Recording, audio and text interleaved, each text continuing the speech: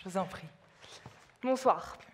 Alors, il y a 3 ans, j'ai été parachutée sur un sujet d'étude qui devait durer pendant 1 an, réinventer l'expérience de la salle de bain pour les personnes âgées.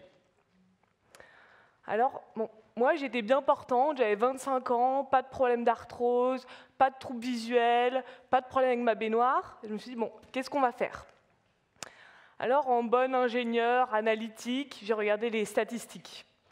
11 millions de seniors, une personne sur 3 aura plus de 60 ans en 2050, un marché en pleine explosion. Mais face à ça, que faire? Bon, du coup, j'ai pensé aux personnes qui étaient autour de moi. Donc d'abord, j'ai pensé à mes grands-mères. J'ai pensé à Jacqueline, 92 ans, la joie de vivre, toujours souriante. Puis j'ai pensé à mon autre grand-mère, Maryse, 96 ans, qui de toute façon assez exceptionnelle, écrit encore 3 mails par jour.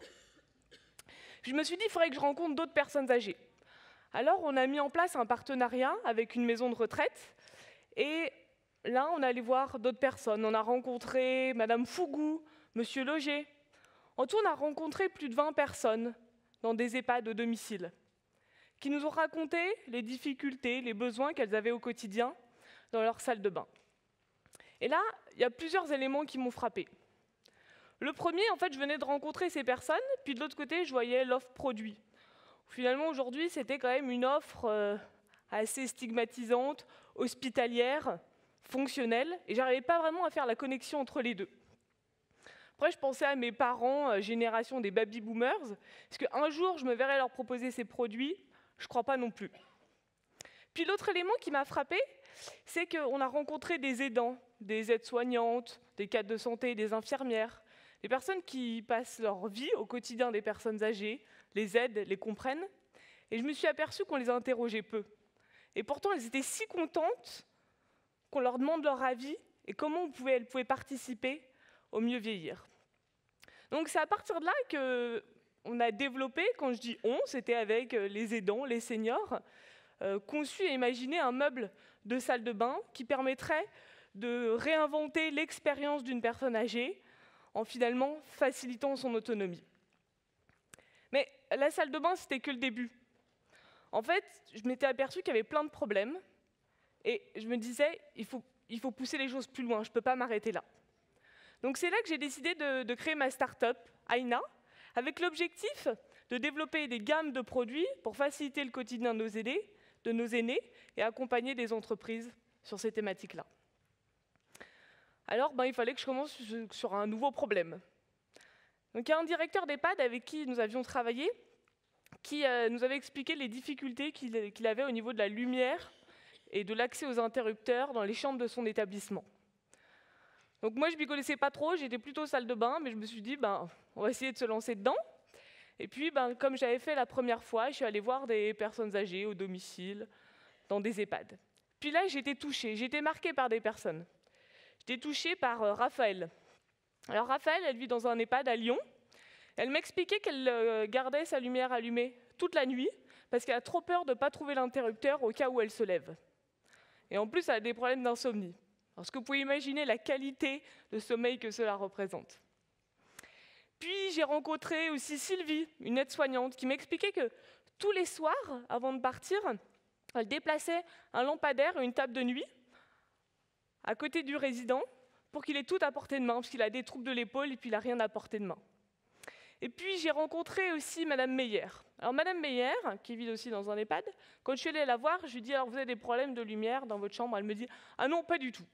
Bon, là, j'ai failli partir et rentrer chez moi. Puis, je me suis dit, il faut creuser quand même. Parce qu'en fait, une personne âgée, souvent, elle n'aime pas exprimer qu'elle a des difficultés. Ou parfois, elle s'est juste habituée à sa condition et puis à ses difficultés quotidiennes. Et alors, pour lire, vous faites comment? Ah, ça, vous savez, c'est compliqué. Je déplace mon fauteuil roulant comme je peux, je me mets à côté de la fenêtre et puis j'y vois à peu près. Mais bon, l'hiver et le soir, c'est pas évident. Donc, face à ces problèmes, je me suis dit, est-ce qu'on ne pourrait pas réinventer un petit peu une lampe chevet qui permettrait à une personne âgée d'avoir tous les éléments dont elle a besoin au quotidien en termes de rangement et de lumière? Alors, on a fait des prototypes très rapides qu'on a testés, puis on a reprototypé, puis on a retesté. Toujours pour essayer de voir si la direction qu'on prenait avait du sens. En tout, on a vu plus de 40 personnes, des jeunes, des moins jeunes, dans leur lit, dans leur fauteuil, pour toujours nous assurer que ce qu'on était en train de développer était pertinent. Puis j'ai eu des doutes. Les doutes quand on crée, quand on a des questions de prix, d'industrialisation, de fabrication. Puis là, l'élément qui me permettait de garder le cap, c'était de penser à Raphaël. Raphaël, oui, elle avait besoin de cette solution, et l'aide-soignante qui s'occupe d'elle aussi. Donc, avec ces itérations, en fait, Raphaël, Madame Meyer, Monsieur Loger, ne sont pas des chiffres, sont des vraies personnes dans un vrai contexte. Et c'est elles qui nous permettent de guider dans la recherche de pertinence. Donc, c'est ainsi qu'on a développé la solution. Non, bon, vous verrez la photo après. Donc, on a développé Lumaina. C'est le compagnon de nuit de nos aînés. En fait, comme je vous disais, finalement, la dépendance arrive avec ces tout petits gestes quotidiens qu'on n'arrive plus à faire. Et donc là, la personne a tout à portée de main. Un chemin lumineux qui se déclenche la nuit pour réduire les risques de chute, une lampe de lecture pour continuer de lire et de faire ses mots croisés, une veilleuse pour assurer pendant les nuits difficiles, des rangements pour avoir tout à portée de main, une prise pour ne pas se baisser, pour brancher son téléphone et finalement garder le lien avec ses petits-enfants. Et puis, évidemment, la solution s'installe très facilement parce que les travaux, c'est angoissant. Mais en fait, ce qui est assez extraordinaire, c'est que les plus jeunes adorent le produit. Finalement, ça fonctionne très bien pour les parents avec les jeunes enfants qui se lèvent la nuit, pour les voyageurs qui sont dans des hôtels où ils n'ont pas leur point de repère. Et c'est ça qui est assez extraordinaire avec la Silver Economy. Parfois, en partant des besoins des seniors, on peut innover pour tous. Car ce qui est une nécessité pour certains est en fait un confort pour chacun d'entre nous. Alors, moi, ce que je vous invite à faire,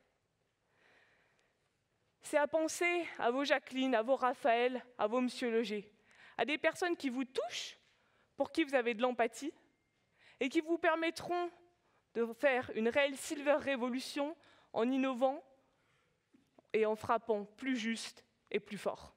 Merci.